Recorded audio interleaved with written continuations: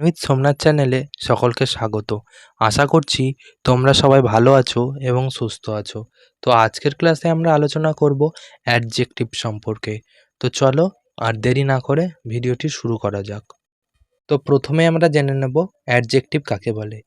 An adjective is a word used for qualifying or adding something to the meaning of a noun or pronoun.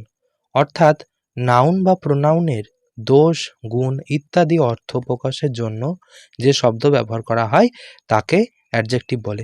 তাহলে আমরা বুঝতে পারলাম যে noun বা প্রোনাউনের যে দোষ, গুণ বা ইত্যাদি যে অর্থগুলো রয়েছে, অর্থাৎ নাউন আর প্রোনাউনের যে ইত্যাদি অর্থ হয় তাকে প্রকাশ করার জন্য যে শব্দ ব্যবহার করা হয় তাকে অ্যাডজেক্টিভ বলছে।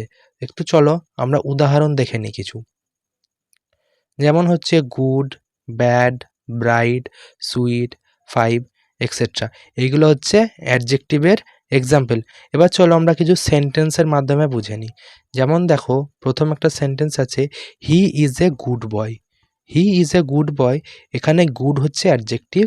গুড কাকে কোয়ালিফাই করছে না হি, অর্থাৎ এখানে হিটা হচ্ছে প্রোনাউন। তাহলে আমরা কি জেনেছি না যে ওয়ার্ড নাউন বা প্রোনাউনকে কোয়ালিফাই করে বা যে ওয়ার্ডের দ্বারা নাউন বা প্রোনাউনের দোষ, গুণ ইত্যাদি বোঝানো হয় তাকে অ্যাডজেক্টিভ বলে। তাহলে এখানে গুড হচ্ছে অ্যাডজেক্টিভ। এই গুড কাকে কোয়ালিফাই করছে না হিকে, হি হচ্ছে এখানে প্রোনাউন। তারপরে দেখো, দ্য ম্যাঙ্গো ইজ সুইট, এখানে সুইট হচ্ছে অ্যাডজেক্টিভ। আই বট 5 ম্যাঙ্গোস, এখানেও ম্যাঙ্গোসটা হচ্ছে অ্যাডজেক্টিভ। তখন আমরা দেখব যে কোনো ওয়ার্ড নাউন বা প্রোনাউনকে কোয়ালিফাই করছে, অর্থাৎ কোনো ওয়ার্ডের দ্বারা নাউনের বা প্রোনাউনের কোনো দুঃখ বা কোনো গুণ, দোষ এসব প্রকাশ পাচ্ছে, তখন আমরা তাকে অ্যাডজেক্টিভ বলবো। তো আজকের মতো এই পর্যন্তই, দেখা হচ্ছে পরবর্তী ভিডিওতে।